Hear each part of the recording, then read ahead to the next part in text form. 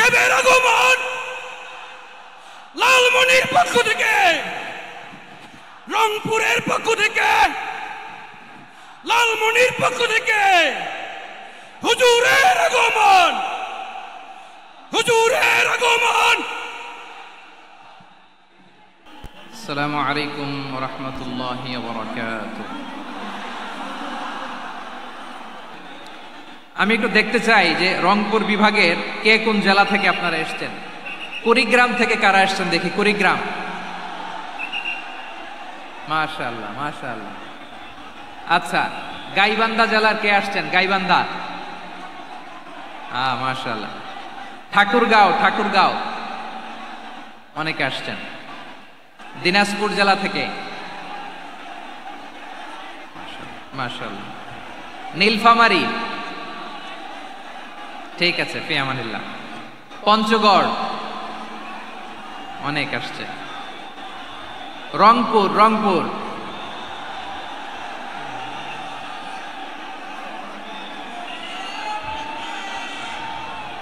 মাশাআল্লাহ মাশাআল্লাহ মাশাআল্লাহ, ঠিক আছে। লালমনিরহাটের কারা দেখি, লালমনিরহাট।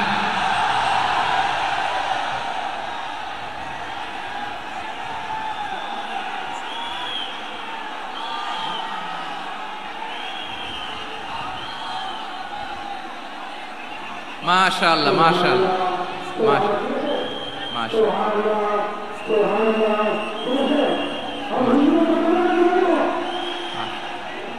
ঠিক আছে ঠিক আছে।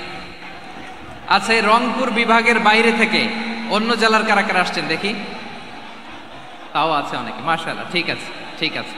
আজকে যে টপিকের উপর আমি কথা বলবো, টপিকটা হচ্ছে peaceful coexistence and communal harmony, শান্তিপূর্ণ সহাবস্থান এবং সাম্প্রদায়িক সম্প্রীতি। আমাদের বাংলাদেশে সাম্প্রদায়িক সম্প্রীতি আছে না নাই? আবহমান কাল থেকে আমরা মুসলিম, হিন্দু, বৌদ্ধ, খ্রিস্টান, পাহাড়ি, নৃগোষ্ঠী মিলেমিশে একাকার, আমরা সবাই মিলে বাংলাদেশ। আওয়াজ করে বলেন ঠিক কিনা? আমাদের পারস্পরিক সম্প্রীতি, ভালোবাসা, সৌহার্দ্যপূর্ণ আচরণ, বোঝাপড়া, এটা বেশ মজবুত, বেশ মজবুত। তবে মাঝে মাঝে আমাদের এই সম্প্রীতির ভেতরে অনেকে ফাটল ধরাতে চায়। আমরা যে সুখে আছি, শান্তিতে আছি, এটা অনেকের ভালো লাগে না, ঠিক কিনা বলেন? আমাদের মধ্যে সাম্প্রদায়িক সম্প্রীতি, সৌহার্দ্যপূর্ণ আচরণ, ভালোবাসা, এটা আবহমান কাল ধরে আছে। তার প্রমাণ, আমরা তাফসিরুল মাহফিলের আয়োজন করলে আমাদের হিন্দু ভাইরা ডিস্টার্ব করে না, ঠিক কিনা? এবং আমি যদি বলি হাত তোলেন, হিন্দু ধর্মের কারা কারা এসেছেন, কত শত কত হাজার যে হাত উঠবে, আপনি অবাক হয়ে যাবেন। আমি চাচ্ছি না হাত উঠাতে। খুলনাতে সর্বশেষ যে আমি প্রোগ্রাম করে গেলাম, সেখানে কয়েকশো হিন্দু ভাই আসছে আমাদের আলোচনা শুনতে, আলহামদুলিল্লাহ। অনেক বৌদ্ধরা আসে, অনেক খ্রিস্টানরা আসে। এবার সফরেও অনেক হিন্দু ভাইরা আমার সাথে দেখা করেছে। তারা বলেছে, হুজুর আমরা আপনার আলোচনা শুনি, আলহামদুলিল্লাহ বলেন। So it's our responsibility to present our religion to our non-Muslim brothers and sisters. আমাদের অমুসলিম ভাই বোনদের কাছে ইসলামের সৌন্দর্য তুলে ধরা, এটা আমাদের দায়িত্ব। We all are the ambassador of Islam. আমরা প্রত্যেকে দায়িত্বশীল, আমরা প্রত্যেকে এক একজন ইসলামের অ্যাম্বাসেডর, আলহামদুলিল্লাহ বলেন। এজন্য এমন ভাবে দ্য বিউটি অফ ইসলাম, ইসলামের সৌন্দর্য আমাদেরকে ফুটিয়ে তুলতে হবে, যাতে করে নন মুসলিমরা শাহাদা পড়ে, কালিমা পড়ে মুসলমান হয়ে যায়।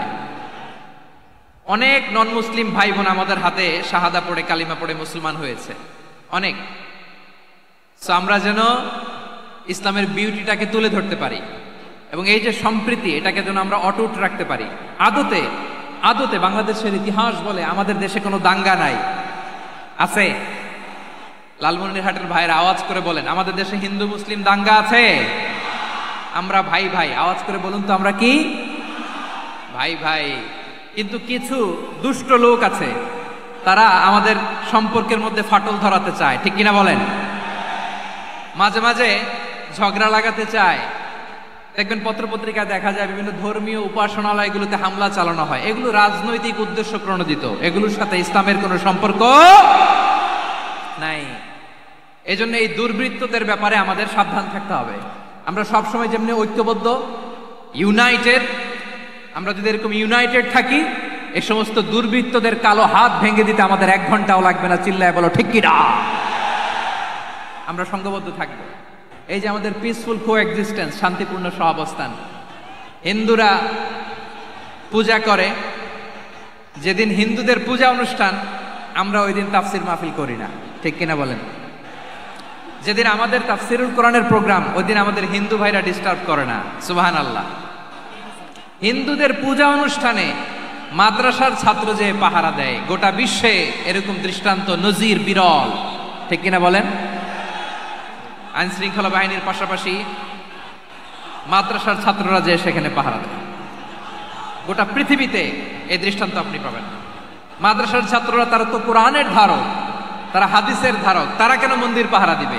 এই সম্প্রীতিকে ধরে রাখার জন্য, এই সৌহার্দ্যকে ধরে রাখার জন্য, আমাদের পারস্পরিক ভালোবাসাকে অটুট রাখার জন্য।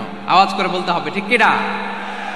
এখন বলেন, আমাদের এই ভালোবাসা অটুট থাক, আমরা চাই কি চাই না? আমরা হিন্দু মুসলিম মিলেমিশে শান্তিপূর্ণ সহাবস্থান, সাম্প্রদায়িক সম্প্রীতি, লালমনিরহাটের ভাইয়ের আওয়াজ করে বলুন, এই সাম্প্রদায়িক সম্প্রীতি আমরা চাই কি চাই না?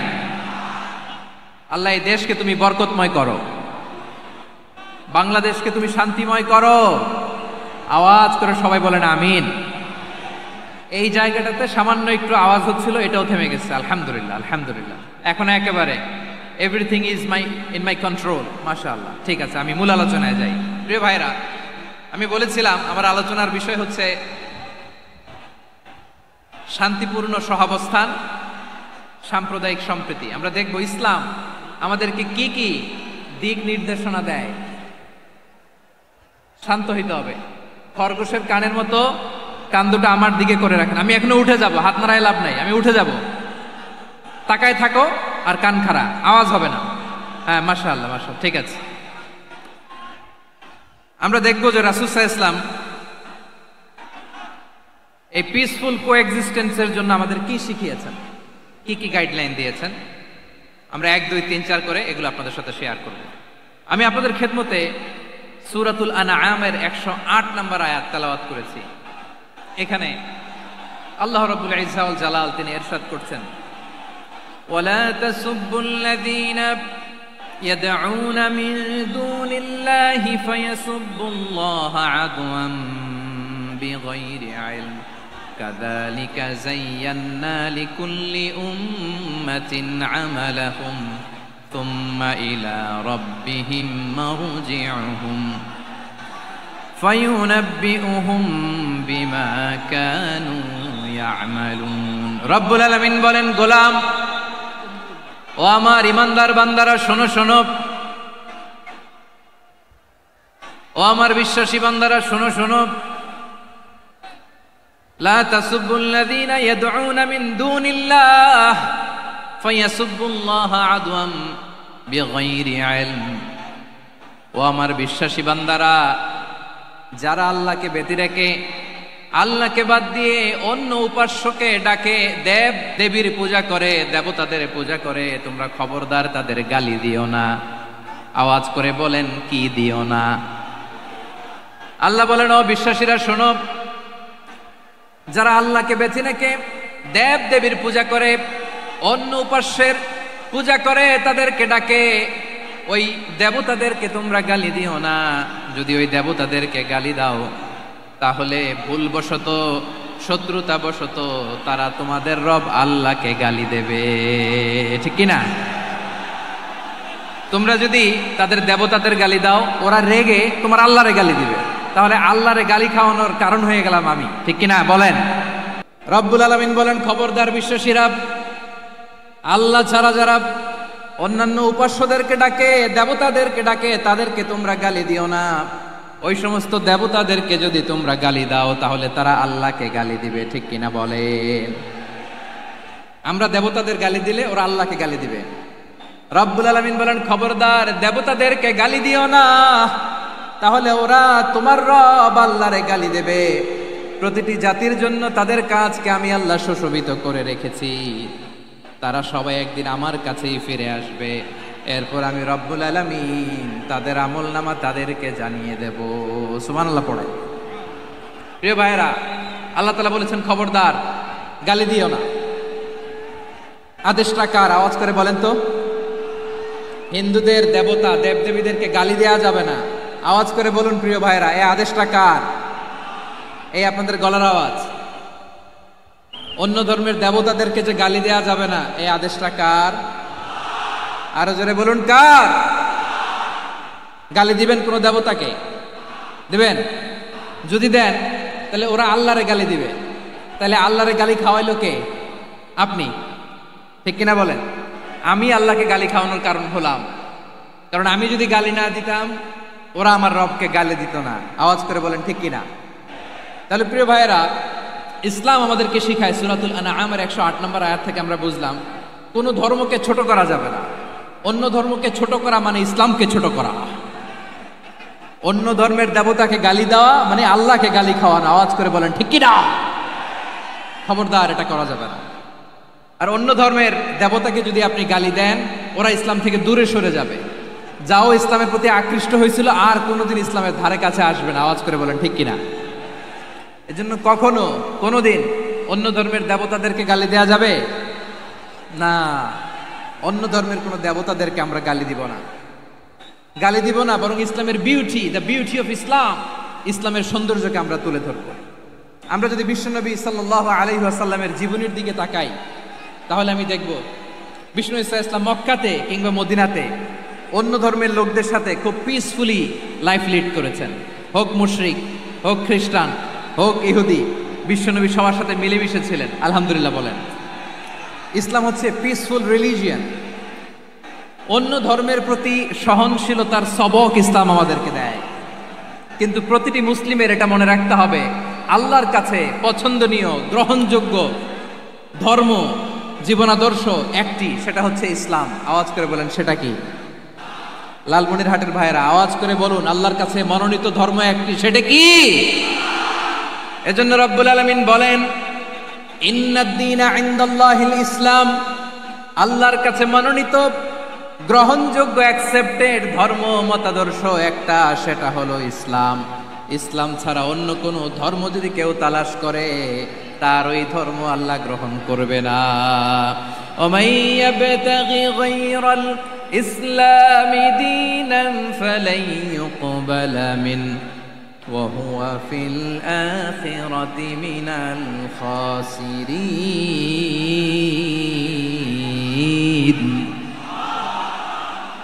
Whoever seek anything except Islam, that won't be accepted from him, and he will be loser in the day of judgment. কিয়ামতের দিন ইসলাম ছাড়া কেউ যদি অন্য কোনো ধর্ম তালাশ করেছে দুনিয়াতে, তার এই মতাদর্শ গ্রহণ করা হবে না।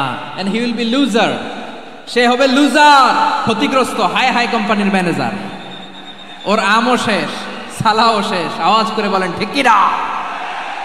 এজন্য ইসলাম পেয়ে আমরা খুশি না বেজার? প্রত্যেক নামাজ শেষে আমরা আল্লাহরে বলি, আল্লাহ রাদিতু বিল্লাহি রাব্বা ওয়া বিল ইসলামি দীনা ওয়া বি মুহাম্মাদিন নাবিয়ান ওয়া রাসূলা। ও আল্লাহ, তোমারে রব হিসেবে পেয়ে আমরা খুশি। ও আল্লাহ, ইসলামকে ধর্ম হিসেবে পেয়ে আমরা খুশি। বিশ্বনবীকে আমাদের রাসূল পেয়ে আমরা খুশি। ঠিক কিনা বলেন? ইসলাম ছাড়া অন্য কোনো ধর্ম আমরা গ্রহণ করব না। ঠিক কিনা বলেন? আল্লাহর কাছে অ্যাকসেপ্টেড রিলিজিয়ান একটা, সেটা ইসলাম। তো বিশ্বনবী সাল্লাল্লাহু আলাইহি ওয়াসাল্লাম মক্কাতে কিংবা মদিনাতে খুব পিসফুলি এক্সিস্ট করেছেন, যে কোনো ধর্মের সাথে মিলেমিশে চলেছেন। তার প্রমাণ আমরা যদি রাসূল সাল্লাল্লাহু আলাইহি ওয়াসাল্লামের বায়োগ্রাফির দিকে তাকাই, তাহলে দেখব তিনি মুশরিকদের সাথে পিস ট্রিটি করেছেন, শান্তি চুক্তি, পিস ট্রিটি, পিস এগ্রিমেন্ট। আপনারা হুদাইবিয়ার সন্ধির নাম শুনেছেন? আমার লালমনিরহাটের কলিজার টুকরা ভাইয়েরা, হুদাইবিয়ার সন্ধির নাম আপনারা শোনেন নাই? 6ষ্ঠ হিজরিতে বিষ্ণু ইসলাম মুশরিকদের সাথে এই ট্রিটি করেছেন, চুক্তি। কাদের সাথে? মুশরিকদের সাথে। আমরা তো মুসলমান বসতে পারি না, আমরা দুই মুসলিম ভাই একসাথে বসে চা খেতে পারি না, গল্প করতে পারি না। বিষ্ণু ইসলাম মুশরিকদের সাথে ট্রিটি করেছেন, হুদাইবিয়ার সন্ধি। এই সন্ধির আগে মক্কা থেকে কেউ মদিনায় যেতে পারে না, মদিনা থেকে কেউ মক্কায় যেতে পারে না। কিন্তু এই সন্ধির পরে ট্রাফিক স্বাভাবিক হয়ে গেল, মক্কার লোকেরা মদিনায় আসতে পারে, মদিনার লোকেরা মক্কায় আসতে পারে। এটাকে বলে Sulhe Hudaibiya, the peace agreement of Hudaibiya, শান্তি চুক্তি। আমরা পৃথিবীতে এখন অনেক শান্তি চুক্তির নাম শুনি, এগুলো সব the piece treaty of Hudaibiya থেকে কপি করা। আল্লাহু আকবার। তাহলে বিশ্বনবী সাল্লাল্লাহু আলাইহি সাল্লাম তিনি যে শান্তিপূর্ণ সহাবস্থানে বিশ্বাসী ছিলেন, মুসলমানেরা যে অন্য ধর্মের প্রতি সহনশীল, তার প্রমাণ হচ্ছে এই পিস ট্রিটি। শুধু তাই নয়, মক্কার পার্ট গেল, পিস এগ্রিমেন্ট করলেন, শান্তি চুক্তি।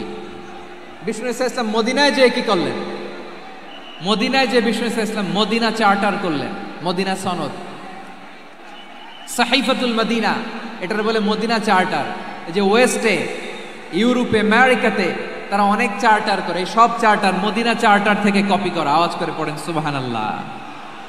বিষ্ণু ইসলাম মদিনায় গেলেন, মদিনাতে মুসলিম, মুশরিক, ইয়াহুদি, এই তিন ধর্মের লোক মিলে সব স্টেক হোল্ডার যারা আছে সবাইকে নিয়ে বিষ্ণু ইসলাম মদিনা চার্টার করলেন, মদিনা সনদ। পড়েন সুবহানাল্লাহ। শুধু তাই নয়, মক্কাতে বিশ্বনবী পিস এগ্রিমেন্ট করলেন, শান্তি চুক্তি মুশরিকদের সাথে।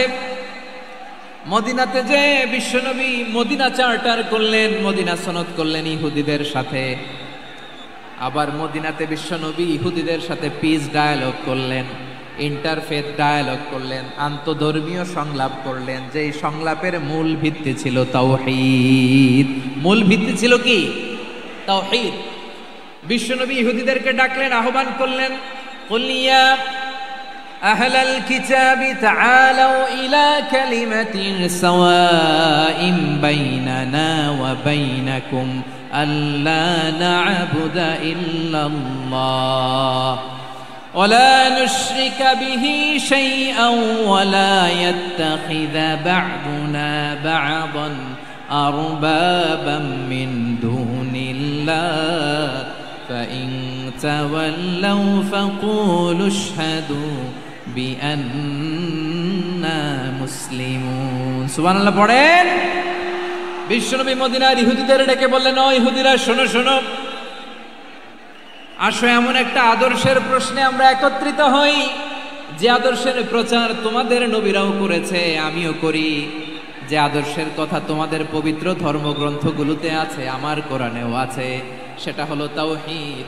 আমরা এক আল্লাহ ছাড়া কারো ইবাদত করব না, আল্লাহর সাথে কাউরে শরীক করব না, আল্লাহ ছাড়া কাউরে রব মানব না। পড়েন সুবহানাল্লাহ। তাহলে আমার প্রিয় লালমনিরহাটের ভাইরা, মদিনাতে যে তিনি মদিনা চার্টার করলেন, মদিনা সনদ, পিস ডায়ালগ করলেন, শান্তির সংলাপ, ইন্টারফেথ ডায়ালগ করলেন, আন্তধর্মীয় সংলাপ, যার ভিত্তি ছিল তাওহীদ। সুবহানাল্লাহ পড়েন। তাহলে অন্য ধর্মের প্রতি সব সময় ইসলাম সহনশীল, টলারেন্স।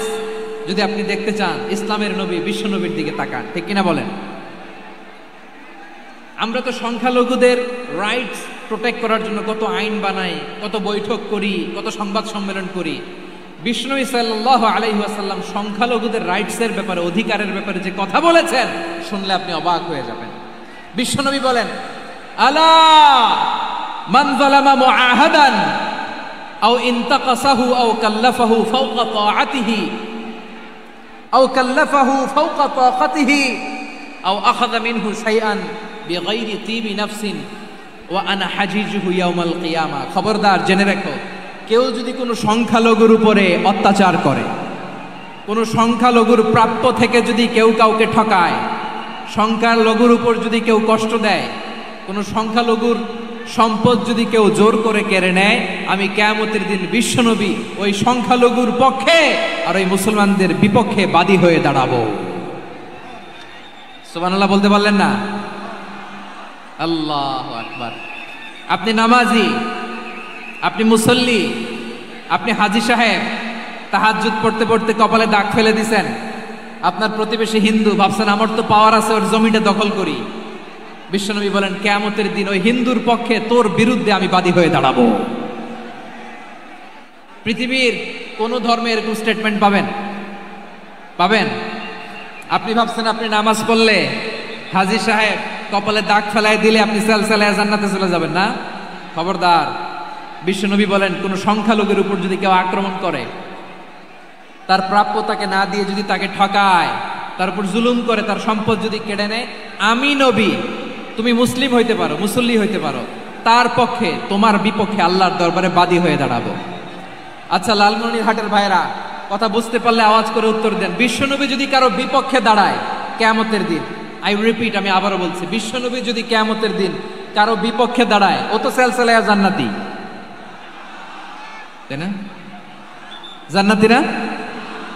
যে নবীর সুপারিশ ছাড়া জান্নাতের গেটও দেখা যাবে না, ওই নবী যদি বলে তোর বিপক্ষে আমি বাদী হয়ে দাঁড়াবো, ওই জান্নাতে আর ঢোকার কোনো সুযোগ আমাদের থাকবে? এখানেই শেষ না আমার প্রিয় লালমনিরহাটের ভাইয়েরা, এখানেই শেষ নয়। বিশ্বনবী বলেন মান কাতালা মুআহাদান, বুখারীর বর্ণনা, মান কাতালা মুআহাদান লাম ইয়ারাহ রাইহাতাল জান্নাহ।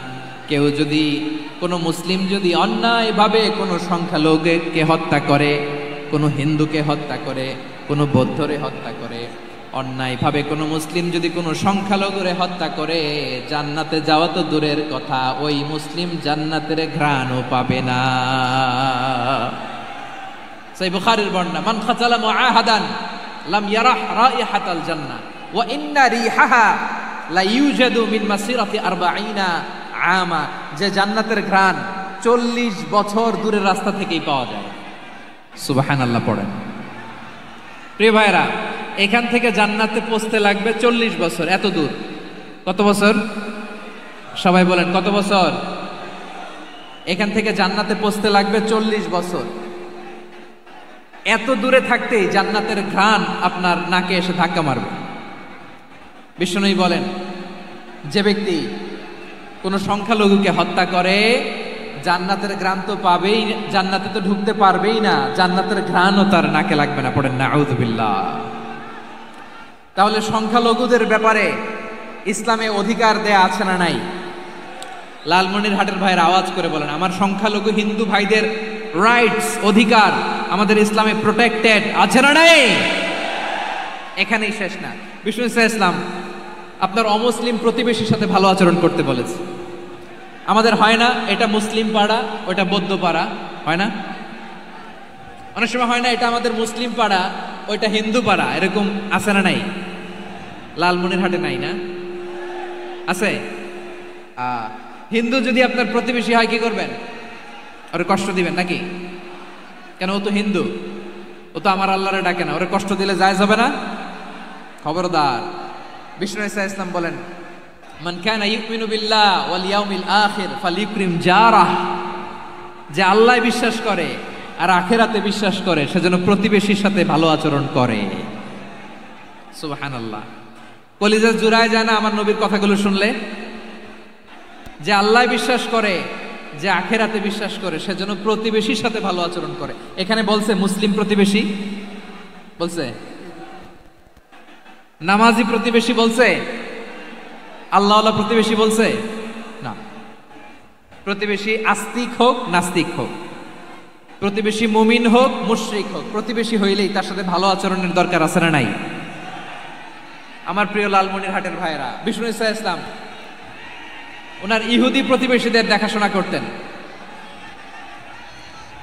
আওয়াজ না শোনা যাক, আমারও তো দেখা যায়, আমারও তো দেখা যায়। তাকায় থাকেন, তাকায় থাকলে সওয়াব হবে। কোরআনের কথা যেখান থেকে হয় এদিকে তাকায় থাকলেই বরকত। তাকায় থাকেন। জি জি, মাইক, আমি তার মাইক ঠিক করতে আসি না এদিকে, এই মাইক ঠিক করব, ওই মাইক ঠিক করব, ওদিকে পাইলট বলবে হুজুর চলে আসেন। জি বসুন, বসুন, মাশাআল্লাহ। হ্যাঁ, খুব শান্ত, ঠিক আছে। পুলিশ ভাইরা না খেয়ে দিনরাত আপনারা যাতে সুশৃঙ্খল একটা প্রোগ্রাম উপহার পান, এটাই চেষ্টা করতেছে। আপনাদেরকে কষ্ট দিতে আসে নাই, একটু একটু সহযোগিতা করেন। জি মাশাআল্লাহ। হ্যাঁ, ঠিক আছে। আমার প্রিয় ভাইরা, প্রতিবেশী আস্তিক হোক নাস্তিক হোক, মুসলিম হোক হিন্দু হোক, তার সাথে ভালো আচরণ করতে হবে। বিষ্ণু ঈসা ইসলাম ওনার ইহুদি প্রতিবেশীর বাসায় যেতেন। কোন প্রতিবেশী? ইহুদি। আওয়াজ করে বলেন, কোন প্রতিবেশী? ইহুদি। এক ইহুদি কিশোর বিষ্ণু ঈসা ইসলামের খেদমত করতে, ইহুদি ছেলে আমার নবীর খেদমত করতো, তারা ছিল নবীর প্রতিবেশী। তো অনেক দিন হয় ইহুদি ছেলেটা আসে না। বিষ্ণুনবী খোঁজ দিলেন, ঘটনা কি? একটা ইহুদি ছেলে না আমার খেদমতে আসতো, ছেলেটা কই? খোঁজ নিয়ে জানলেন ছেলেটা অসুস্থ। বিষ্ণু ঈসা ইসলাম ওই ইহুদির বাড়িতে চলে গেলেন ওই ছেলেটাকে দেখা করার জন্য, ভিজিট করার জন্য। সুবহানাল্লাহ পড়বেন না? গেলেন, যে দেখে ইহুদি ছেলেটা মুমূর্ষ, যান যান যায় যায় ভাব, বিছানায় পড়ে আছে, তার বাবা দাঁড়ানো। বিশ্বনবী তার মাথার পাশে বসলেন, মাথায় হাত বুলিয়ে দিলেন, আর ছেলেটাকে বললেন, আসলিম, হে ইহুদি ছেলে, আসলিম, ইসলাম ধর্ম গ্রহণ করো। তো ছোট্ট ছেলে ভাবে আমরা ইহুদি, এখন ইসলাম ধর্ম গ্রহণ করলে আব্বা যদি বকা দেয়। ফানাযারা ইলা ওয়াজহি আবি, ছেলেটা তার বাবার চেহারার দিকে তাকালো, দেখি আব্বা কি কয়। আব্বা যদি বলে তাইলে ইসলাম ধর্ম গ্রহণ করব। ইহুদি ছেলেটা তার বাবার দিকে যখন তাকালো, ওর বাবা বলে, আতি আবুল কাসিম, আবুল কাসিম যা বলে তাই করো। আবুল কাসিম হচ্ছে বিষ্ণু ঈসা ইসলামের একটা কুনিয়াত, উপনাম। আমার রাসূলের বড় ছেলের নাম ছিল কাসেম। যেমন দেখবেন আমাদের এলাকায় কারো ছেলের বড় ছেলের নাম যদি হয় আব্দুল্লাহ, এরা আব্দুল্লাহর বাপ বলে ডাকে। কারো বড় মেয়ের নাম যদি হয় ফাতেমা, এরা কি ডাকে? ফাতেমার বাপ বলে না? তো বিষ্ণু ঈসা ইসলামের বড় ছেলের নাম ছিল কাসেম। ইহুদি বাবা বলল, আতি আবুল কাসেম, আবুল কাসেম যা বলে তাই শোনো, মানে মোহাম্মদ যা বলে তাই শোনো। এই কথা শুনে ছেলে সাহস পাইছে, ছেলে আবার পড়তে আরম্ভ করলো, আশহাদু আল্লাহ ইলাহা ইল্লাল্লাহ ও আশহাদু আন্না মুহাম্মাদার রাসূলুল্লাহ। পড়েন আল্লাহু আকবার। বিশ্বনবীর আহ্বান শুনে ওই আহ্বানে সাড়া দিয়ে ইহুদি ছেলে শাহাদা পড়ে মুসলমান হয়ে গেল। তার হৃদয়টারে ইমানের নূর দিয়ে আলোকিত করে দিল কে? প্রিয় ভাইরা, এবার রাসূল সাল্লাল্লাহু আলাইহি ওয়াসাল্লাম বের হয়ে আসলেন ঘর থেকে, আর বললেন, আলহামদুলিল্লাহিল্লাযী আনকাযাহু মিনান নার। প্রশংসা সে আল্লাহর, যে আল্লাহ জাহান্নামে চলে যাচ্ছিল প্রায় এমন একটা লোককে মুহূর্তের মধ্যে কালেমায়ে শাহাদাতের বদৌলতে জান্নাতি বানায় দিলেন। আওয়াজ করে পড়েন সুবহানাল্লাহ। এই হাদিস থেকে আমরা কি শিখলাম? What is the moral of the story? এক নম্বর স্টোরি হলো, প্রতিবেশী ইহুদি হোক হিন্দু হোক, যাবেন, সুসম্পর্ক রাখবেন, উপহার দিবেন, বিপদে পাশে দাঁড়াবেন, তাইলেই তো আপনাদের প্রতি, মুসলমানদের প্রতি তারা আকৃষ্ট হবে, ঠিক কিনা বলেন? আপনি যদি হিন্দুদের সাথে বৌদ্ধদের সাথে নাই মিশেন, নাস্তিকের কাছে নাই যান, তো ইসলামের সৌন্দর্যটা ওরা বুঝবে কেমনে? আমার অনেক হিন্দু পরিচিত ভাই আছে, ওরা আমাদের ইফতারির প্রোগ্রামে এসে একসাথে ইফতারি করে। অনেক মদখোর আমার সাথে বসে একসাথে ডিনার করে, হাফ প্যান্ট পরা, গলায় স্বর্ণের চেইন, হাতে স্বর্ণের ব্রেসলেট, আইসা আমার সাথে ডিনার করছে, আছে এরকম। গাঁজাখোর, আমি বলে আসো, welcome welcome to my dinner, আসো বসো।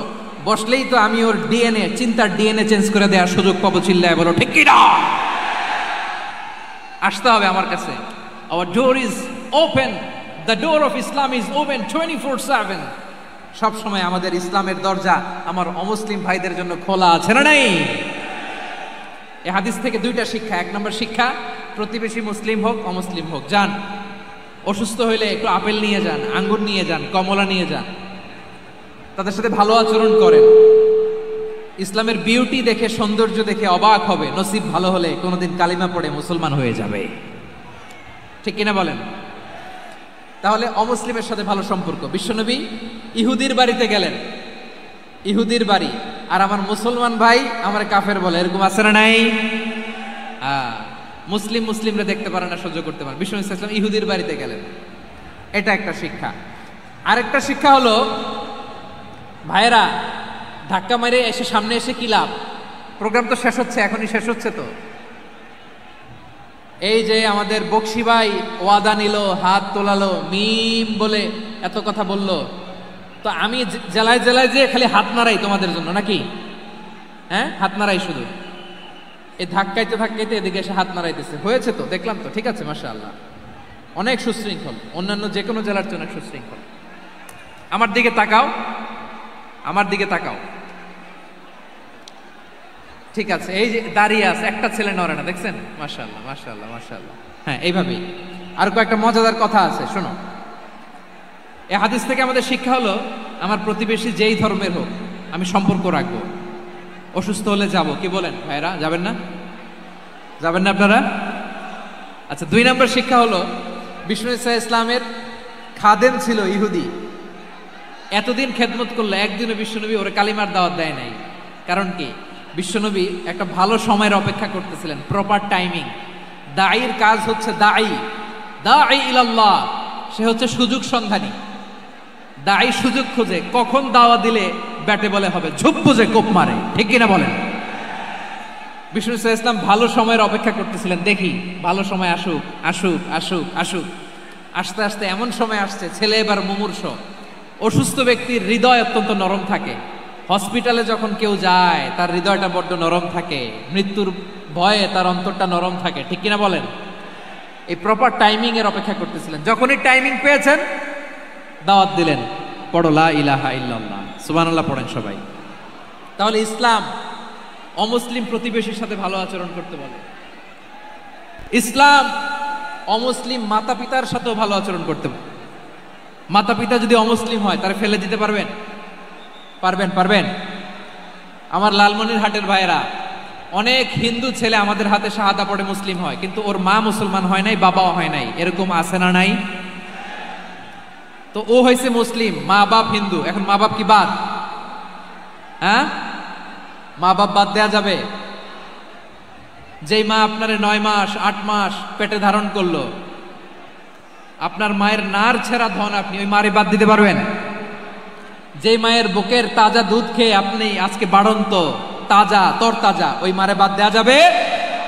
মায়ের এক ধারে দুধের দাম, কাটিয়া গায়ের চাম, পাপুষ বানাইলেও ঋণের শোধ হবে না, এমন দরদি ভাবে কেউ হবে না আমার মাহা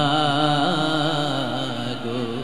মায়ের এক ধারে দুধের দাম, কাটিয়া গায়ের চাম, পাপুষ বানাইলেও ঋণের শোধ হবে না, এমন দরদি ভাবে কেউ হবে না আমার মাহা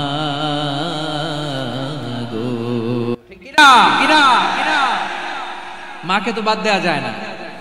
وقضى ربك ألا تعبدوا إلا إياه وبالوالدين إحسانا। আল্লাহ বলে অবধারিত 2টা ভার্ডিক্ট তোমাদের জন্য, এক আল্লাহর ইবাদত করবা আর মা বাবার প্রতি ইহসান করবা। আদেশটা কার? মা বাবার প্রতি ইহসান করতে হবে। আমার মা হিন্দু হোক ভালো আচরণ করতে হবে, বৌদ্ধ হোক ভালো আচরণ করতে হবে।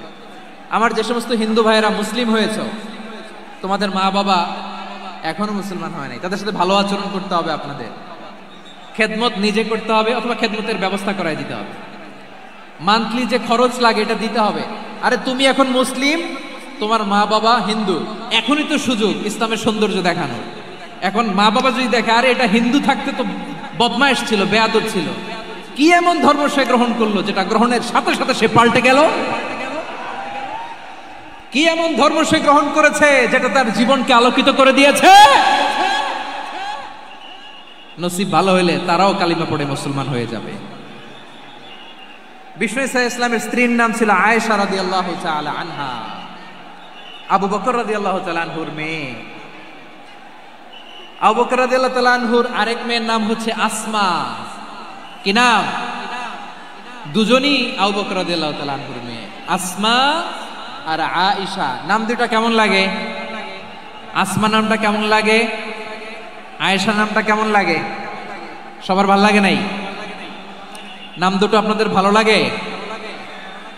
লালমনিরহাটে অনাগত যদি কন্যা সন্তান হয়, যদি মনে চায় আসমা রেখে দিতে পারবেন, যদি মনে চায় আয়েশা রেখে দিয়েন। দেশে বিদেশে এয়ারপোর্টে রাস্তা ঘাটে শুধু বলে হুজুর একটা নাম দেন, আমার ছেলের একটা নাম দেন, মেয়ের একটা নাম দেন। তো আমার মনে আছে যশোরের আবদিনের মাহফিলে আমি 1-2টা নাম দিয়েছিলাম। আজকে লালমনিরহাটের এই প্রোগ্রামে কন্যা সন্তান যদি হয় 2টা নাম দিলাম, আসমা কিংবা আয়েশা। ইনশাআল্লাহ পড়েন। দুজন বোন, এক মায়ের না, বাবা এক মা দুজন। আয়েশা রাদিয়াল্লাহু তাআলা আনহার মায়ের নাম উম্মে রুমান আর আসমা রাদিয়াল্লাহু তাআলা আনহার মায়ের নাম কুতাইলা বিনতে আব্দুল উজ্জা। আবু বকর রাদিয়াল্লাহু তাআলা আনহু 4টা বিয়ে করেছিলেন। তো একই ঘটনা ঘটেছে এই ফ্যামিলিতে। আসমা ইসলাম ধর্ম গ্রহণ করে মুসলিমা, কিন্তু তার মা কুতাইলা মুশরিকা।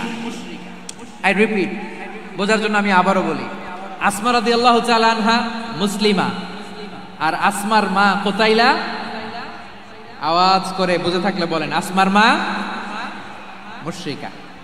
তার মানে মেয়ে মুসলিম, মা অমুসলিম। ভেজাল আছে না নাই? কিন্তু কুতাইলা আর ধৈর্য ধারণ করতে পারে না। নার ছেড়া ধন, কলিজার টুকরা ধন, কলিজার টুকরা সন্তান আসমারে দেখতে বড্ড মন চায়। সাইয়েদনা আসমা রাদিয়াল্লাহু তাআলা আনহা মক্কা থেকে হিজরত করে মদিনায় চলে গেলেন। হুদাইবিয়ার পর যখন মক্কা মদিনার ট্রাফিক স্বাভাবিক হলো, মক্কার লোক মদিনায় যায়, মদিনার লোক মক্কায় আসে। কুতাইলা কলিজার টুকরা সন্তান আসমারে দেখার জন্য কিছু উপহার নিয়ে বিশাল মরুপথ পাড়ি দিয়ে মক্কা থেকে মদিনায় যায়। সুবহানাল্লাহ বলেন। এখন মা আসছে মেয়ের সাথে দেখা করতে, মেয়ে তো আর দেখা দেয় না।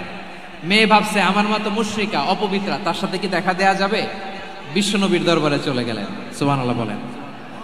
কি সৌভাগ্যবান ছিল তারা, মাসলা জানার দরকার হলেই নবীর দরবারে চলে যেত। ঘরে বউয়ের সাথে ঝগড়া হলে নবীর দরবারে চলে যেত। অনেক সাহাবী বলে আমার পেটে ক্ষুধা লাগলো আমি নবীর কাছে চলে যেতাম, কারণ নবীর চেহারার দিকে তাকালেই আমার পেটের ক্ষুধা মিটে যেত।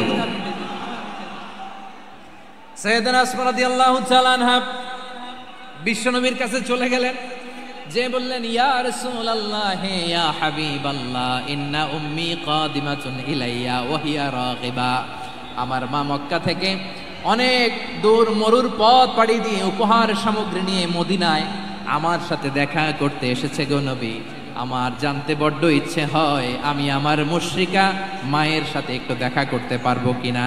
আফা আসিলুহা, আগে যেমনি আমি আমার মায়ের সাথে ভালো আচরণ করতাম, যেমনি আমি আমার মায়ের সাথে সদাচরণ করতাম গো নবী, এখন আমি মুসলিমা মা মুশরিকা, এখনো কি আগের মতো সদাচরণ করতে পারবো নাকি? বিশ্বনবী বললেন নাম সিদিহা, হ্যাঁ রে আসমা, অবশ্যই অবশ্যই, আগে ঠিক যেমন তুমি তোমার মায়ের সাথে ভালো আচরণ করতে এখনো তেমনি আগের মতো ভালো আচরণ করবা। আওয়াজ করে পড়েন সুবহানাল্লাহ। কি ইসলাম আমরা পেয়েছি! কত ব্রড মাইন্ডেড আমাদের ইসলাম, কত ওপেন মাইন্ডেড ইসলাম, কত ওপেন আপ করতে পারে, চিন্তা করতে পারেন। বিষ্ণু বললেন হ্যাঁ অবশ্যই, নাম সুলিহা, আগে যেমনি ভালো আচরণ করছো আসমা এখন ওইরকমই করো, পারলে আরো বাড়ায় করো। সুবহানাল্লাহ বলেন। তাহলে আমার যে হিন্দু ভাইরা, হিন্দু বোনেরা, ইমানের বদৌলতে দৌলতে আপনি ধন্য হয়েছেন, আপনার আম্মা আব্বা এখনো মুসলমান হয় নাই, তাদের জন্য দোয়া করেন, তাদের জন্য দোয়া করেন, আল্লাহ যেন তাদেরকেও ইমানের দৌলত দান করে। আমরা সবাই পড়ি আমিন, আরো জোরে পড়েন আমিন। এখন বলেন ইসলাম কি ন্যারো মাইন্ডেড রিলিজিয়ান না ব্রড মাইন্ডেড? লালমনিরহাটের যুবক ভাইরা আওয়াজ করো, ইসলাম কি ন্যারো মাইন্ডেড না ব্রড মাইন্ডেড? কতটা ব্রড মাইন্ডেড দেখেন। বিশ্বনবী সাল্লাল্লাহু আলাইহি সাল্লাম অমুসলিমরা যদি নবীকে উপহার দিত, ওই উপহারও বিশ্বনবী গ্রহণ করতেন। সুবহানাল্লাহ পড়েন। আপনার অমুসলিম বন্ধু যদি উপহার দেয় সেটাও আপনি নিতে পারবেন, যেটা নেওয়া যায়। কিন্তু আপনার বন্ধু যদি আপনার মদের বোতল দেয়, নিতে পারবেন? হ্যাঁ, মদের বোতল দিলে পারবেন না। আপনার বন্ধু যদি আপনার পর্ক দেয়, পর্ক, শুকরের গোশত মিশ্রিত কোনো খাবার, ওটা নিতে পারবেন না। হালাল যে কোনো জিনিস নিতে পারবেন। বিশ্বনবী সাল্লাল্লাহু আলাইহি ওয়াসাল্লাম অমুসলিমদের দেয়া হাদিয়া গ্রহণ করতেন। কেমন নবী ছিলেন! আমার নবীরে চিনে নেন, আমার নবীর অ্যাটিটিউড জেনে নেন। বিশ্বনবী সাল্লাল্লাহু আলাইহি ওয়াসাল্লাম যখন কোনো জনপদে যেতেন 3টা অপশন নিয়ে যেতেন। প্রিয় ভাইয়ের আওয়াজ করে বলতে হবে, কোন জনপদে গেলে আমার নবীর অপশন থাকতো কয়টা? আমার মতো 3 আঙ্গুল উঁচু করে দেখান আর বলুন, আমার নবী কোন জনপদে গেলে কয়টা অপশন নিয়ে যেতেন? 1 নাম্বার অপশন আসলিম তাসলাম। নতুন এলাকায় গেলে বলতেন আসলিম তাসলাম, ইসলাম ধর্ম গ্রহণ করো, শান্তিতে থাকবা, আমার ভাই হয়ে যাবা, আমরা ভাই ভাই। ইসলাম মানো, আমরা ভাই ভাই। অপশন নাম্বার কত? 1। যদি বলে না ইসলাম মানবো না, ওকে, অপশন নাম্বার 2, মুসলিম হওয়ার দরকার নাই, লা ইকরাহা ফিদ্দিন, ইসলামে কোনো বাড়াবাড়ি নাই, খ্রিস্টান আছো থাকো, বৌদ্ধ আছো থাকো, ইহুদি থাকতে চাও থাকো, কিন্তু আমরা যেহেতু রিজিওনাল সুপার পাওয়ার, আমাদের আন্ডারে থাকো, ট্যাক্স দিয়া থাকো, এটার বলে জিজিয়া। আলেম যারা আছেন বুঝবেন এটার আরবিতে কি বলে, জিজিয়া। You pay us the tax, we will give you the security. তোমরা ট্যাক্স দিবা, আমরা সিকিউরিটি দিব, আমাদের আওতায় থাকবা, কেউ তোমাদেরকে আক্রমণ করতে পারবে না, আমরা নিরাপত্তা দিব। সুবহানাল্লাহ বলেন। এটা অপশন নাম্বার কত? আচ্ছা বুঝে থাকলে বলেন, 1 নাম্বার অপশন কি ছিল? ইসলাম। ইসলাম মানো শান্তিতে থাকবা, ভাই ভাই, আমরা ভাই ভাই। অপশন নাম্বার 2, ট্যাক্স দাও, আমরা নিরাপত্তা দিব, মুসলিম হওয়া লাগবে না। এখন 1 নাম্বারও মানে না, 2 নাম্বারও মানে না, মুসলিম হবো না, ভালো, খ্রিস্টান থাকো, ট্যাক্স দাও, আমরা সিকিউরিটি দিব না, এটাও মানি না। বিষ্ণু বলেন তাহলে তলোয়ার আমাদের আর তোমাদের মাঝে ফয়সালা করবে, মুসলিমও হবো না, ট্যাক্স দিবা, নিরাপত্তা দিব, আমরা সুপার পাওয়ার, আমাদের আন্ডারে থাকবে, এইটাও না। তাহলে তোমাদেরকে তো আমরা বিশ্বাস করতে পারি না, কখন না কখন বিশ্বাসঘাতকতা করো, কার সাথে মিলে হাত মিলাও, তলোয়ার আমাদের মাঝে ফয়সালা করবে। তখন তিনি জেহাদের সশস্ত্র সংগ্রামের ঘোষণা দিতেন। সুবহানাল্লাহ পড়েন। দেখেন পশ্চিমারা জেহাদকে এইভাবে চিত্রায়িত করে না, ওরা জেহাদ বলতে বুঝায় তলোয়ার, হাত কাটো, গলা কাটো না। জেহাদ সশস্ত্র সংগ্রাম 3 নম্বরে। অধিকাংশ ক্ষেত্রেই বিশ্বনবীর সুন্দর আচরণ দেখে, আরে আমার নবীর যে নুরানি চেহারা, অনেকে তো কেবল সিরেফ চেহারাটা দেখেই কালিমা পড়ে মুসলমান হয়ে গিয়েছে। যারা মুসলিম হয় নাই তারা তাদের ইসলামেই বলবৎ ছিল, ট্যাক্স দিয়ে ইসলামের আন্ডারে ছিল। যারা এটাও মানে নাই ওইটাও মানে নাই, তাদের বিরুদ্ধে জেহাদ। বিষ্ণু ইসলাম 7ম হিজরিতে যখন খায়বার বিজয়ের পরে ইসলাম রিজিওনাল সুপার পাওয়ার হিসেবে আত্মপ্রকাশ করলো, বিশ্বনবী চিঠি লিখলেন অন্যান্য সুপার পাওয়ারের কাছে, রাষ্ট্রীয় চিঠি লেখে এক রাষ্ট্রপ্রধান আরেক রাষ্ট্রপ্রধানের কাছে, ঠিক কিনা বলেন? জানেন না আপনারা? এই যে 24-এর ছাত্র নাগরিক অভ্যুত্থানে, এই অভ্যুত্থান যখন শুরু হয়, আমি তখন সাউথ আফ্রিকাতে, একটা স্ট্যাটাস দিয়েছিলাম, কোটা নয় গোটা দেশ সংস্কার করা লাগবে। শুধু বাংলাদেশ নয়, সারা বিশ্বের বাংলা ভাষাভাষী লোকেরা এই আন্দোলনের সাথে সমর্থন তারা করেছে, এটাকে সাপোর্ট করেছে, তারা সমর্থন দিয়েছে। আমাদের ইউনাইটেড আরব আমিরাতের বাংলাদেশি ভাইয়েরা তারা সেখানে রাস্তায় নেমে এসেছিল, জানেন? ওইখানে ডেমনস্ট্রেশন করা যায় না, সেখানকার সরকার তাদেরকে যাবজ্জীবন দিয়েছিল। তখন আমাদের এই যে প্রধান উপদেষ্টা ডক্টর মোহাম্মদ ইউনূস সরাসরি G2G বলে, এটারে G2G, government to government, G2G, উনি চিঠি লিখলেন যে তাদেরকে, ইউর হাইনেস, হে সম্মানিত আমির, আপনি আমার এই চিঠির কারণে আমার সম্মানে এই 53 জন বাংলাদেশিকে মাফ করে দেন। এই চিঠির বদৌলতে বেকসুর খালাস পেয়ে গিয়েছিল আমাদের ভাইরা। জানেন না এই ঘটনা আপনারা? তাহলে গভর্নমেন্ট টু গভর্নমেন্ট চিঠি দেওয়া হয়। 7ম হিজরিতে বিষ্ণু ইসলাম সব সুপার পাওয়ারের কাছে চিঠি দিলেন, রোমান সম্রাটের কাছে, পারস্য অধিপতির কাছে, মিশরের অধিপতির কাছে, সবার কাছে চিঠি লিখলেন। চিঠির ভাষা ছিল এরকম, মিন মুহাম্মাদিন রাসূলিল্লাহ ইলা মুকাওকিস আযীমিল কিবত, মুহাম্মদ রাসূলুল্লাহর পক্ষ থেকে মিশরের বাদশার কাছে, আসলিম তাসলাম, ইসলাম মানো শান্তিতে থাকবা, সালামুন আলা মান ইত্তাবাআল হুদা, শান্তি তার জন্য যে হেদায়েতের অনুসরণ করে। সুবহানাল্লাহ পড়েন। তো এই চিঠি অনেকে ভালোভাবে রিসিভ করেছে, অনেকে এই চিঠি পাওয়ার পরে নবীর কাছে আবার ইন রিটার্ন উপহার পাঠিয়েছে। কি পাঠিয়েছে? উপহার। মিশরের বাদশা মুকাওকিস তিনি বিশ্বনবীকে বিশাল এক উপহারের ডালি পাঠিয়েছেন। মিশরের বাদশা মুকাওকিস ছিলেন ধর্মে খ্রিস্টান। লালমনিরহাটের ভাইয়েরা আওয়াজ করে বলেন, মিশরের বাদশা ধর্মে কি ছিল? খ্রিস্টান। কি উপহার দিয়েছিল আমার নবীকে? শুনতে মনে চায়? আওয়াজ নাই লালমনিরহাটের গলায়, শুনতে মনে যায়? 1000 স্বর্ণ মুদ্রা, 1000 স্বর্ণ মুদ্রা। 2টা খ্রিস্টান দাসী, একজনের নাম মারিয়া বিনতে শামউন আল কিবতিয়া, আরেকজনের নাম সিরিন বিনতে শামউন আল কিবতিয়া। একজন খ্রিস্টান দাস 20 থান কাপড় জামা বানানোর জন্য, আমরা নবী যেন সেলাই করে জামা বানাতে পারে এজন্য 20 থান কাপড়, 20 থান ফাইন গার্মেন্ট। সুবহানাল্লাহ বলবেন না? এরপরে একটা গাধা যেটার নাম ছিল উফাইর, আর একটা খচ্চর এটার নাম ছিল দুলদুল। খচ্চর চিনেন? গাধা আর ঘোড়ার ক্রসিং এ যে প্রাণীটা দুনিয়াতে আসে ওটার খচ্চর বলে। তো এই যে সুপার পাওয়ার খ্রিস্টান বাদশার কাছে নবী চিঠি লিখলেন, ওই খ্রিস্টান বাদশা আমার নবীকে উপহার দিল, বিশ্বনবী এই উপহারগুলো সানন্দে গ্রহণ করেছে। সুবহানাল্লাহ পড়বেন না? তাহলে অমুসলিম কেউ যদি আপনাকে উপহার দেয়, হালাল উপহার হলে আপনি গ্রহণ করতে পারবেন। অনুরূপভাবে পারস্যের বাদশা, রোম সম্রাট বিশ্বনবীকে উপহার পাঠিয়েছেন, আমার নবী সবগুলো উপহার গিফট গ্রহণ করেছেন। সুবহানাল্লাহ বলেন। তাহলে প্রিয় লালমনিরহাট, আওয়াজ করে বলুন, ইসলাম কি ন্যারো মাইন্ডেড রিলিজিয়ন না ব্রড মাইন্ডেড? আম্মাজান আয়েশার কাছে মাসালা জানতে চায় মেয়েরা, হে আম্মাজান, অগ্নি উপাসকেরা তাদের ঈদের দিন নওরোজের সময় আমাদেরকে পাখি দেয়, নেওয়া যাবে? উনি বললেন, ওরা জবাই করে দিলে নেওয়া যাবে না, কিন্তু ওরা যদি ফলমূল এরকম খাবার দেয় এগুলো নেওয়া যাবে। তার মানে অমুসলিমদের দেয়া উপহার এটা গ্রহণ করা যায়। সুবহানাল্লাহ বলেন। শুধু তাই নয়, বিষ্ণু ঈসা ইসলাম অমুসলিমদের সাথে আর্থিক লেনদেনও করেছেন, ফিনান্সিয়াল ডিলিং করেছেন। অমুসলিমদের সাথে প্রয়োজনে আপনি ফিনান্সিয়াল ডিলিং করতে পারবেন। আমরা প্রায় দেখি বাজারের মিষ্টির দোকানগুলো আমার হিন্দু ভাইদের। লালমনিরহাটে মিষ্টির দোকান, দইয়ের দোকান কারা চালায়? হিন্দুরা চালায় না। তারপরে যে বারবার শপ, চুল কাটে যে নাপিত, অধিকাংশ নাপিতের দোকানে কারা? আমার হিন্দু ভাইরা। তা আপনি চুল কাটতে পারবেন কিনা? পারবেন কিনা বলেন? পারবেন।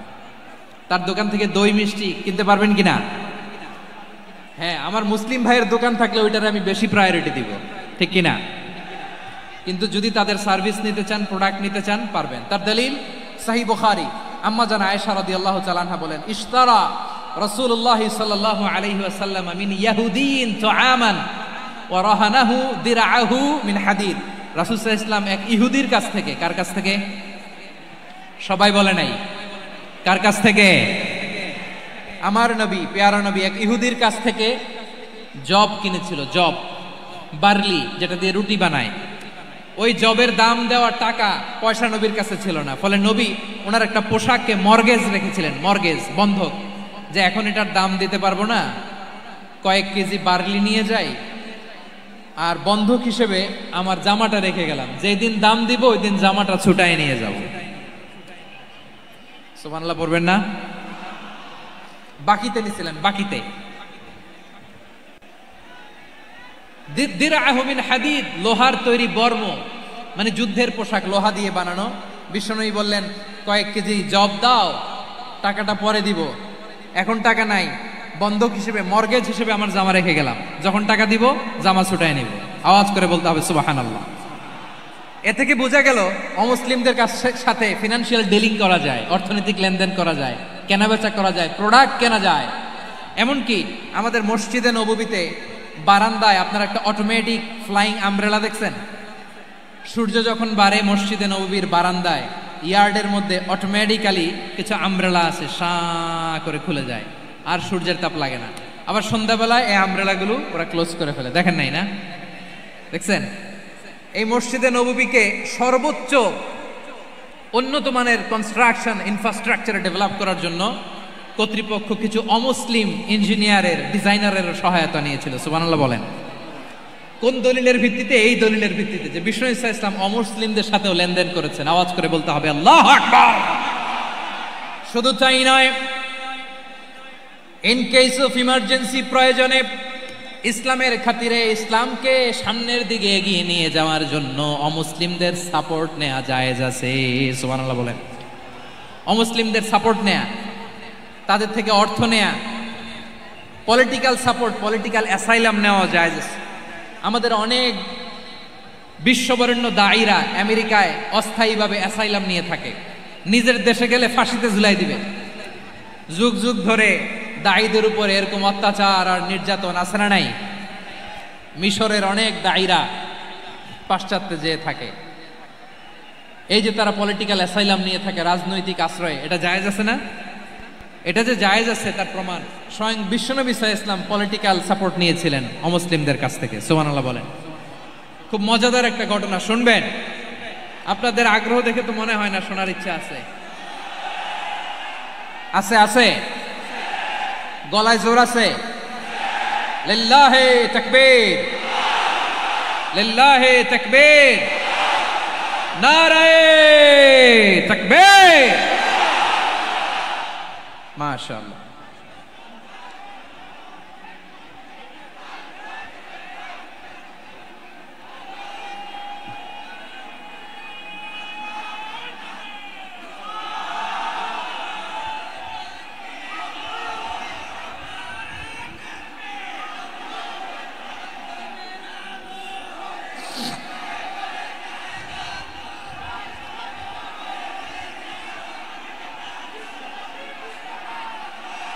মাশাআল্লাহ, মাশাআল্লাহ। থামুন, থামুন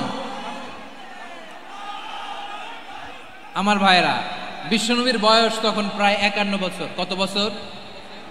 বিশ্বনবীর সবচেয়ে কাছের মানুষ খাদিজা রাদিয়াল্লাহু তাআলা আনহা ইন্তেকাল করেছেন। বিশ্বনবী বড্ড কষ্ট পেলেন, হৃদয়টা ভেঙে খান খান। যিনি ঘরের ভেতরে বিশ্বনবীকে সান্ত্বনা দিতেন, ভালোবাসা দিতেন, বাইরে গেলে কুরাইশরা বকাঝকা করে, অত্যাচার করে, কিন্তু আম্মাজান খাদিজা রাদিয়াল্লাহু তাআলা আনহা ঘরটারে এমন শান্তির নীর বানায় রেখেছেন, এই ঘরের ভিতরে ঢুকলে বিশ্বনবীর কলিজাটা ঠান্ডা হয়ে যেত। এজন্য রব্বুল আলামিন বলেন, খাদিজা, ও আমার বান্দি খাদিজা, জান্নাতে এমন স্পেশাল একটা ঘর আমি তোমার জন্য রেডি করে রেখেছি। ওই ঘরের মধ্যে কোনো আওয়াজ নাই, ওই ঘরের মধ্যে কোনো নয়েজ নাই, ওই ঘরে কোনো বিশৃঙ্খলা নাই।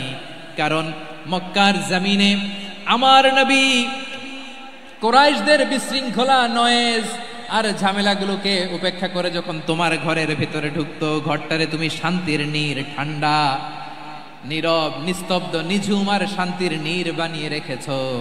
এজন্য জান্নাতে স্পেশাল একটা শান্তির নীর আমি তোমারে উপহার দেব। ওই প্রিয়তমা স্ত্রী খাদিজা ইন্তেকাল করলেন, বিশ্বনবীর হৃদয় ভেঙে খান খান। আবার ওনার চাচা আবু তালেব ইন্তেকাল করলেন, যিনি পলিটিক্যাল শেল্টার দিতেন নবীকে। কে দিতেন? আবু তালেবের ভয়ে, বিশ্বনবীর এই চাচার ভয়ে কোনো মুশরিক নবীর গায়ে হাত দেওয়ার সাহস পায় নাই। এখন স্ত্রীও নাই, চাচাও নাই, নবীকে আশ্রয় দেওয়ার কেউ নাই। নবীর চারদিকে অন্ধকার। নবী এখন কই যাবেন? আমার পেয়ারা নবী নতুন স্টেশন খুঁজতেছেন, নতুন দাওয়াতি প্ল্যাটফর্ম খুঁজতেছেন।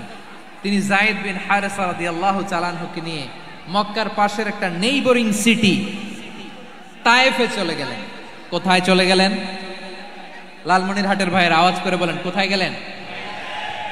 তায়েফে চলে গেলেন দিনের দাওয়াত দেওয়ার জন্য। কি দেওয়ার জন্য? নাকি জমি কিনতে গেছিলেন? জমি কিনতে, দুনিয়ার যশ খ্যাতির জন্য, নিজের কোনো লাভের জন্য? তায়েফবাসীদেরকে জাহান্নামের আগুন থেকে বাঁচানোর জন্য। আওয়াজ করে বলতে হবে, ঠিক কিনা? বিশ্বনবী বিশাল মরুপথ, পাহাড়ি পথ পাড়ি দিয়ে তায়েফের মরুজমিনে গেলেন কোরআনের দাওয়াত নিয়ে, ইমানের দাওয়াত নিয়ে।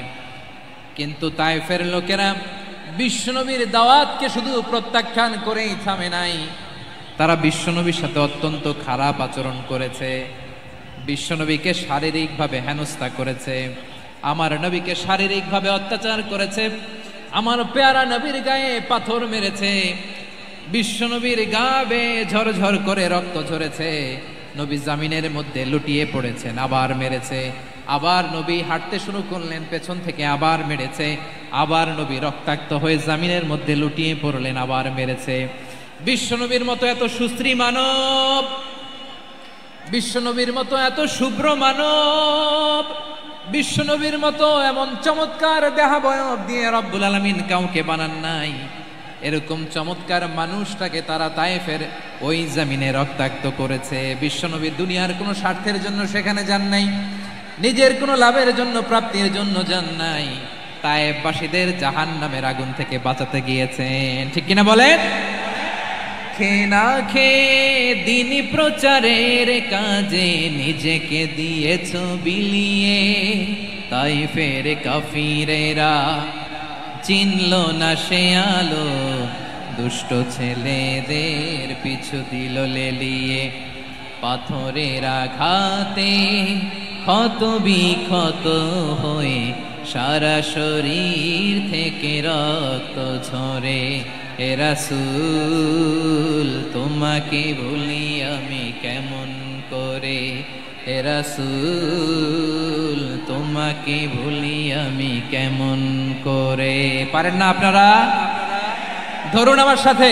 হাজার ব্যথা বেদনার পরে ফিরে আসনি তুমি আপন ঘরে, দিনের আলো তুমি ছড়িয়ে দিতে, চলে গেলে মদিনায় মক্কা ছেড়ে। হে রাসূল তোমাকে ভুলি আমি কেমন করে, হে রাসূল তোমাকে ভুলি আমি কেমন করে। ঠিক কিনা বলেন? প্রিয় ভাইরা, তায়েফের ছেলেরা নবীকে রক্তাক্ত করলো। আমার নবী কই যাবে? কই যাবে? মক্কায় জায়গা নাই, তায়েফে জায়গা নাই। তায়েফ থেকে ভারাক্রান্ত মন নিয়ে আমার নবী মক্কায় ফিরে আসলেন। বিশ্ব নবী মক্কায় ঢুকতে পারেন না। মক্কার মরুভূমির দিকে তাকিয়ে, উপত্যকার দিকে তাকিয়ে বিশ্বনবী ধা ধা করে কাঁদেন, ঝরঝর করে। নবীর চেহারা মোবারক থেকে চোখের পানিগুলো বেয়ে বেয়ে পড়ে। আমার জন্মস্থান, আমার শৈশব, কৈশোর, যৌবন কেটেছে এই মক্কায়। আমার এলাকায় আমি ঢুকতে পারি না। বিশ্বনবী মক্কার অনতি দূরে দাঁড়িয়ে জায়েদকে পাঠালেন, জায়েদ যাও দেখো কেউ আমাকে সাপোর্ট করার মতো আছে কিনা, যাও অমুকের কাছে যাও। জায়েদ গেলেন, তারাও প্রত্যাখ্যান করে ফিরিয়ে দেয়। বিশ্বনবী বললেন যাও অমুক লোকের কাছে যাও, তিনিও প্রত্যাখ্যান করে ফিরিয়ে দিলেন। কেউ বিশ্বনবীকে আশ্রয় দিতে রাজি হয় না। নিজ জন্মভূমিতে বিতাড়িত বিশ্বনবী, সর্বশেষ বিশ্বনবী বললেন যাও মুতঈম ইবনে আদির ঘরে যাও। মুতঈম ইবনে আদি মুশরিক, তার কাছে যাও। গেলেন, মুতঈম ইবনে আদি রাজি হয়ে গেল। সুবহানাল্লাহ পড়েন। দেখেন অনেক বিপদের সময়ও আমি নিজে সাক্ষী, সামাজিকভাবে রাজনৈতিকভাবে কত ঝঞ্ঝা, কত ষড়যন্ত্র, কত কনস্পাইরেসি পাড়ি দিয়ে আমাদেরকে সামনে এগিয়ে যেতে হয়। এই শত্রুদের ভেতরেও একজনকে দাঁড় করিয়ে দেয় যে আল্লাহর কোরআনের জন্য রেডি হয়ে যায়। পড়েন সুবহানাল্লাহ। মুতঈম ইবনে আদি, আল্লাহ তার মনকে নরম করে দিলেন। মুতঈম বলে মুহাম্মদ আমি তোমাকে আশ্রয় দিব। তার দুই ছেলেকে পাঠালেন, যাও খোলা তলোয়ার নিয়ে, স্কট দিয়ে, গার্ড অফ অনার দিয়ে মুহাম্মদকে মক্কায় ঢুকাও আর বলো আমি আমান দেব। আমান কি দিব? আমান মানে সিকিউরিটি, নিরাপত্তা। সিকিউরিটি ছাড়া, আমান দেওয়া ছাড়া কেউ থাকতে পারতো না মক্কায়। দুই ছেলে বিষ্ণু ইসা ইসলামকে নিয়ে আসলো। নবী কাবার চারদিকে তাওয়াফ করলেন, নামাজ পড়লেন। আবু জাহেল, উতবা, সাইবা, ওয়ালিদ ইবনে মুগীরা সবাই দেখে, কেউ কিছু করতে পারে না।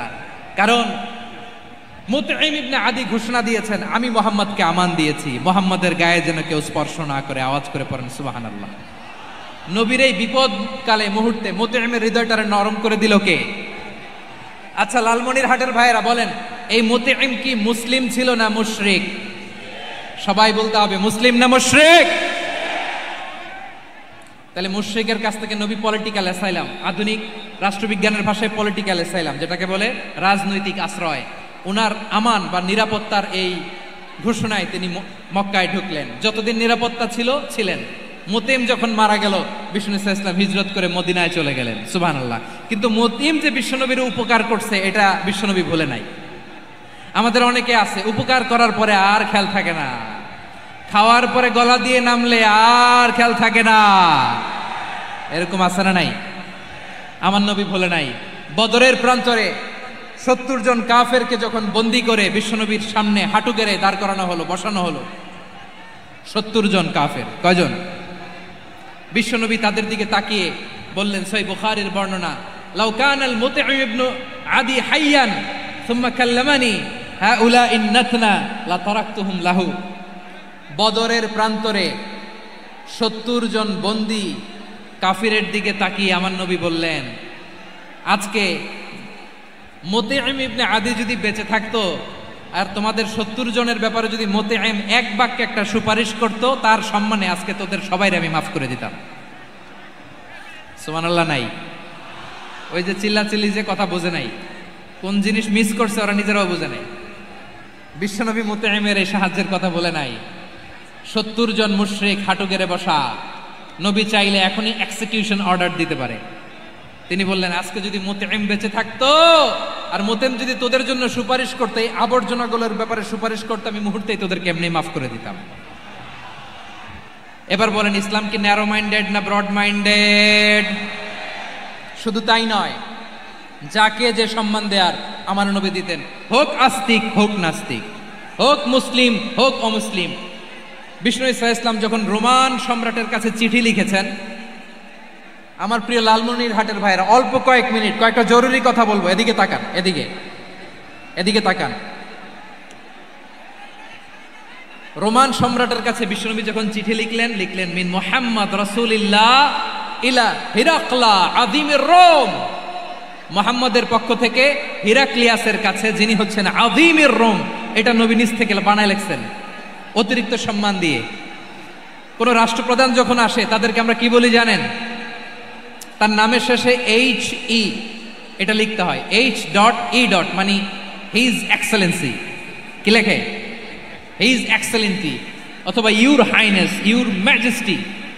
দেখেন, বিশ্বনবী সাল্লাল্লাহু আলাইহি ওয়াসাল্লাম সব নবীদেরও নবী, তিনি একজন মুশরিক খ্রিস্টান সম্রাট রোমান সম্রাটের কাছে চিঠি লিখতে যায়, লিখতেছে ইলা হিরাকলা আযীমির রোম, হিরাক্লিয়াসের কাছে আমার চিঠি, যিনি রোমের আযীম, হিজ হাইনেস, মানে রোমের অনেক সম্মানিত এক বাহাদুর। আওয়াজ করে বলেন সুবহানাল্লাহ। তার মানে যাকে যে সম্মান দেয়ার এটা বিশ্বনবী দিতেন। এমনকি যেই ইহুদিরা ভালো ছিল, এই ইহুদিদেরও প্রশংসা করেছেন বিশ্বনবী মুহাম্মদুর রাসূলুল্লাহ সাল্লাল্লাহু আলাইহি ওয়াসাল্লাম। এক ইহুদির প্রশংসা করেছেন বিশ্বনবী। ইহুদির কার? আমি তো আমার ভাইয়ের প্রশংসা করি না, আমি তো এক আলেম আরেক আলেমরে স্পেস দেই না, আমি তো এক দায়ী আরেক দায়ীর সাথে বসতে চাই না। আমার নবী ইহুদির প্রশংসা করে। কার প্রশংসা? ওই ইহুদির নাম ছিল মুখাইরেক। সিরাত গ্রন্থ ঘাটলে পাবেন। তিনি বলেছেন মুখাইরেক খাইরু ইয়াহুদ, Mukhayriq is the best of the Jews. জুইশদের মধ্যে সে সবচেয়ে ভালো। কেন প্রশংসা করলেন তার? এর কারণ মদিনা চার্টারে কথা ছিল সব ধর্মের মুসলিম, মুশরিক, ইহুদিরা মিলে মদিনাকে রক্ষা করবে। কিন্তু তৃতীয় হিজরিতে যখন উহুদের যুদ্ধ শুরু হলো, সবার কথা ছিল যেই আক্রমণ করে আমরা মদিনাকে বাঁচাবো। কোন শহরকে বাঁচাবো? মদিনাকে। কিন্তু কুরাইশরা যখন অ্যাটাক করলো, ইহুদিরা আর আসে না, ইহুদিরা আর বেরোয় না। বিষ্ণু বললেন, ওহে ইহুদিরা, তোমরা না চুক্তি করলে আমার সাথে যে মদিনা বাঁচাতে সবাই ঝাঁপিয়ে পড়বো, আসো।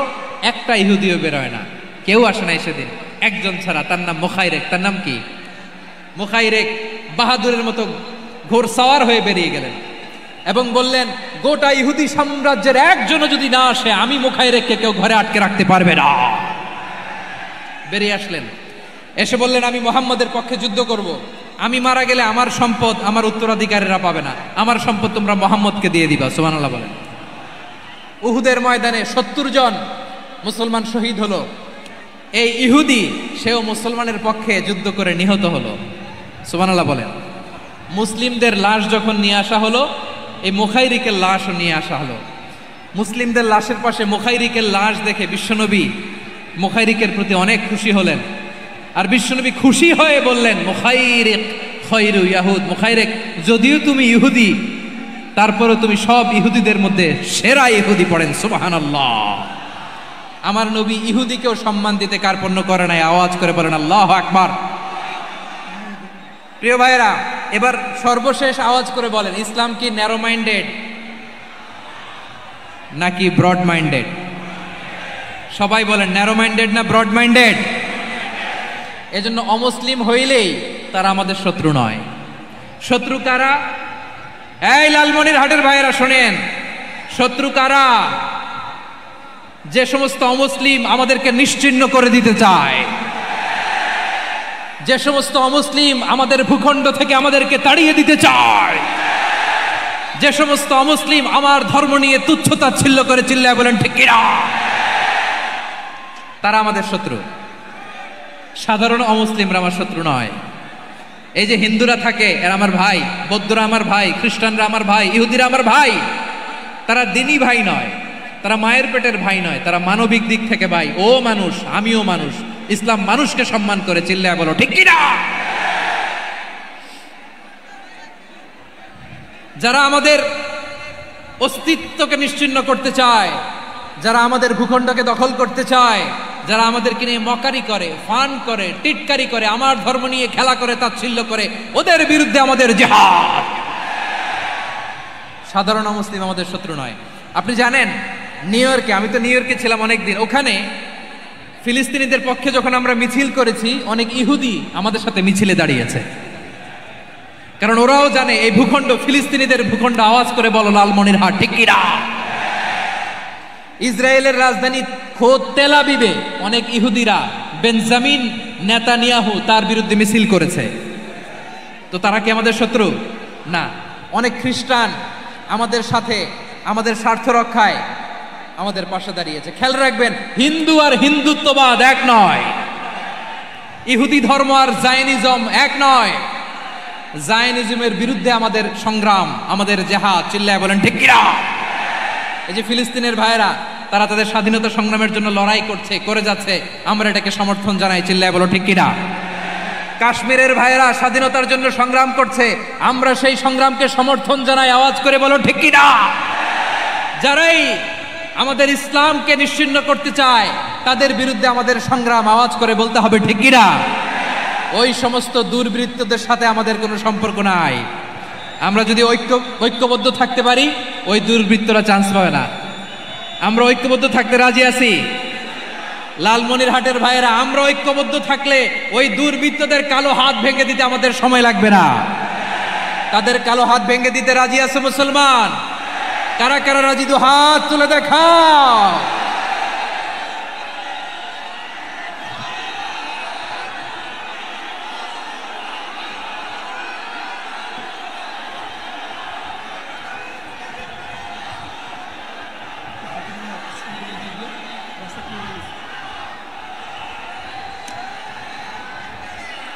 আমার প্রাণ প্রিয় লালমনিরহাটের ভাইয়েরা, শত্রু কাফের আর অশত্রু কাফেরের মধ্যে পার্থক্য আছে না নাই? আবু তালেবও মুশরিক, আবু জাহেলও মুশরিক, কিন্তু দুই মুশরিকে পার্থক্য আছে না নাই? আবু তালেব নবীর চাচা, মুশরিক, মারা গিয়েছে মুশরিক অবস্থায়, কিন্তু আজীবন আমার নবীকে আগলে রেখেছে, আমার নবীকে সাপোর্ট করেছে, ভালোবেসেছে। আবু জাহেলও মুশরিক, মারা গিয়েছেও মুশরিক হিসেবে, আজীবন আমার নবীর বিরুদ্ধাচারণ করেছে। আবু জাহেলের শক্তি, সামর্থ্য, স্ট্র্যাটেজি, প্ল্যান সব আমার নবীর বিরুদ্ধে ছিল। আবু জাহেলের কারণে একটা দিন শান্তিতে আমার নবী মক্কায় ঘুমাতে পারে নাই। চিল্লায় বলেন ঠিক কিনা? এজন্য রব্বুল আলামিন বলেন, লা ইয়ানহাকুমুল্লাহু আনিল্লাযীনা লাম ইউকাতিলুকুম ফিদ-দীনি ওয়া লাম ইখরিজুকুম মিন দিয়ারিকুম আন তাবাররুহুম ওয়া তুকসিতু ইলাইহিম ইন্নাল্লাহা ইউহিব্বুল মুকসিতিন। আল্লাহ বলে, গোলামেরা শোনো শোনো, যে সমস্ত অমুসলিম তোমাদের সাথে ধর্মযুদ্ধে লিপ্ত হয় না, তোমাদের বিরুদ্ধে যে সমস্ত অমুসলিম অস্ত্র ধরে না, যে সমস্ত অমুসলিম তোমাদেরকে তোমাদের জন্মস্থান থেকে, ভূখণ্ড থেকে তাড়িয়ে দেয় না, তাদের সাথে ভালো আচরণ করতে আমি আল্লাহ নিষেধ করি নাই। তাদের সাথে সদাচরণে কোনো নিষেধাজ্ঞা নাই, বরং তাদের সাথে সদাচরণ করো, এটাই আমি আল্লাহ চাই। তাহলে আমার যে অমুসলিমরা আমাদের সাথে শত্রুতা করে না, তুচ্ছতাচ্ছিল্য করে না, আমাদের ভূমি থেকে আমাদেরকে উচ্ছেদ করতে চায় না, আমাদের বিরুদ্ধে অস্ত্র ধরে না, ওই অমুসলিম ভাইদের সাথে আমাদের কোনো দ্বন্দ্ব আছে? কোনো বিরোধ আছে? বরং আছে ভালোবাসা। বরং আছে কি? এই ভালোবাসা দিয়ে আমরা বিশ্ব জয় করব। রাজি আছে মুসলমান? আমাদের পুঁজি ভালোবাসা। আমাদের পুঁজি কি?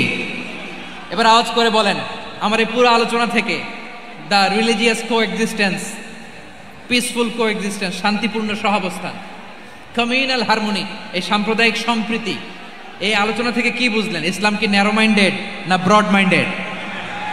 এই ব্রড মাইন্ডেড হৃদয় নিয়ে, ভালোবাসা দিয়ে আমরা বিশ্ব জয় করতে চাই। রাজি আছেন? আল্লাহ কবুল করুক। আমরা সবাই পড়ি আমিন।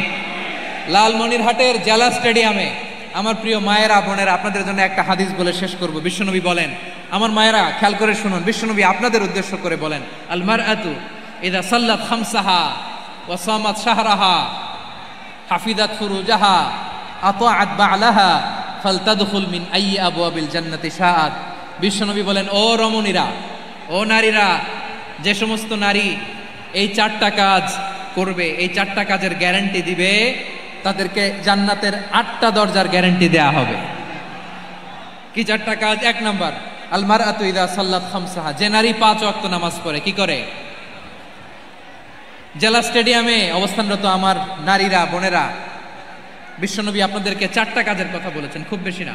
4টা করলে 8 জান্নাতের দরজা সব খোলা। কোনটা দিয়ে যাবেন? যেটা দিয়ে মনে চায়। 1 নাম্বার 5 ওয়াক্ত নামাজ। আমার বোনেরা জোহরের নামাজ পড়তে পড়তে এটা আসরে নিয়ে যায়, আসর পড়তে পড়তে এটা মাগরিবে নিয়ে যায়। এরকম আসরা নাই? লালমনিরহাটে হয়তো নাই। আমার বোনেরা এটা করবেন না। ইন্নাস সালাতা কানাত আলাল মুমিনিনা কিতাবাম মাওকুতা, সময় মতো পড়বেন। সামাত শাহরা, রমাদানের রোজাগুলো রাখবেন। হাফিজাত ফুরুজাহা, যে নারী তার চরিত্রকে হেফাজত করে, তার প্রাইভেট হেফাজত করে, তার লজ্জাস্থান হেফাজত করে। ও মায়েরা, আপনার এই গর্ভ যে কত দামি আপনি জানেন না। আপনার এই গর্ভ থেকে জন্মাবে আগামীর সালাহুদ্দিন আল আইয়ুবী। আপনার গর্ভ থেকেই জন্মাবে ইমাম আল মাহদি আল মুনতাজার। আপনার পেট থেকে জন্মাবে আবু সাইদের মতো বীর সৈনিক। আপনার পেট থেকে জন্মাবে মুগ্ধের মতো বীর মুজাহিদ। আপনি জানেন না কে আসবে আপনার পেট থেকে। সময়টাকে কাজে লাগান, ইসলামকে বুঝেন, মানেন, আমাদের ইসলামিক লেকচারগুলো শোনেন। আমরা যে বার্তাগুলো, ইনস্ট্রাকশনগুলো, দিক নির্দেশনাগুলো আপনাদের খেদমতে রাখি, এগুলো মেনে চলুন। আপনিই পারেন আপনার ঘরটাকে জান্নাতের টুকরা বানাতে। একটা family, it's a very big institution and you are the MD, the managing director of this institution. চিল্লায় বলেন ঠিক কিনা? চাইলেই পারেন ঘরটারে জান্নাতের টুকরা বানাতে। 5 ওয়াক্ত সালাত, রমাদানের রোজা, নিজের চরিত্রের হেফাজত, ও আতাআত বালাহা, স্বামীর আনুগত্য। এটাতে অনেকে ভুল করে থাকে। হায় রে আমার বোনেরা, স্বামীর আনুগত্যকে এটা নিজের অপমান মনে করবেন না। আপনার স্বামী আপনার সবচেয়ে বড় গার্ডিয়ান, তিনি আপনার সবচেয়ে ভালো চায়। নারী কখনো গার্ডিয়ানশিপের বাইরে থাকতে পারে না। হয় আপনি বাবার গার্ডিয়ানশিপের ভেতরে, বাপ না থাকলে ভাই আপনার গার্ডিয়ান, ভাই না থাকলে চাচা গার্ডিয়ান, বিয়ের পরে আপনার স্বামী আপনার গার্ডিয়ান। শরিয়া সম্মত স্বামীর আদেশগুলো আপনি মেনে চলবেন, কিন্তু শরিয়া বিরুদ্ধ কোনো আদেশ মানতে আপনি বাধ্য নয়। আওয়াজ করে বলুন সবাই ঠিক কিনা? এই 4টা কাজ যদি কোনো নারী করে, বিশ্বনবী বলেন জান্নাতের 8টা দরজা খোলা। তোমার যেটা দিয়ে মনে চায় সেটা দিয়ে জান্নাতে তুমি এন্ট্রি নিতে পারবা। আমরা এখানে লালমনিরহাটের সোহরাওয়ার্দী ময়দানে আজকে যেমন একত্রিত হতে পারলাম, আল্লাহর জান্নাতেও যেন একত্রিত হতে পারে। আল্লাহ তুমি তৌফিক দান করো। আল্লাহ আমার এই কলিজার টুকরা যুবক ভাইদেরকে তুমি ওমরে ফারুকের মতো কবুল করো। জেলা স্টেডিয়ামে অবস্থানরত আমার মা বোনদেরকে তুমি ফাতেমার মতো, খাদিজার মতো কবুল করো। আমাদের কলিজার টুকরা সন্তানদেরকে তুমি সালাহুদ্দিন আল আইয়ুবীর মতো কবুল করো। এই যে ইসলামিক সোসাইটি লালমনিরহাটকে আল্লাহ তুমি কবুল করো। আল্লাহ যে কথাগুলো বললাম এগুলো প্রথমে আমাকে, আমার সব ভাইদেরকে আমল করার তৌফিক দান করো। রব্বানা ظلمنا أنفسنا وإن لم تغفر لنا وترحمنا لنكونن من الخاسرين ربنا آتنا في الدنيا حسنة وفي الآخرة حسنة وقنا عذاب النار রব্বুল আলামিন আরশের মালিক, লক্ষ লক্ষ তাওহীদি জনতা দুনিয়ার কোনো কিছুর আশায় নয়, দুনিয়ার কোনো কিছুর জন্য নয়, তোমার কোরআনের প্রেমে, ইসলামের প্রেমে হাজির হয়েছে। আল্লাহ আমার ভাইদেরকে কবুল আর মঞ্জুর করে দাও। ইসলামের জন্য এই গণজোয়ার, এই উচ্ছ্বাস, এই এনার্জি শক্তিগুলোকে আগামীর ইসলামের জন্য কবুল আর মঞ্জুর করে নাও। গাড়িতে করে, হুন্ডায় চড়ে, সাইকেল দিয়ে, রেল লাইন দিয়ে, রেলে চড়ে চড়ে লক্ষ লক্ষ ভাইয়েরা বিভিন্ন জেলা থেকে আজকের এই ঐতিহাসিক লালমনিরহাটের প্রোগ্রামে যারা জয়েন করলো, নিরাপদে তুমি আবার তাদেরকে গন্তব্যে পৌঁছে দিও। রব্বানা تقبل منا إنك أنت السميع العليم وتب علينا يا مولانا إنك أنت التواب الرحيم سبحان ربك رب العزة عما يصفون وسلام على المرسلين والحمد لله رب العالمين واجعل آخر كلامنا عند الموت لا إله ইল্লাল্লাহু মুহাম্মাদুর রাসূলুল্লাহ সাল্লাল্লাহু আলাইহি ওয়াসাল্লাম। আমার মোবাইল কোথায়?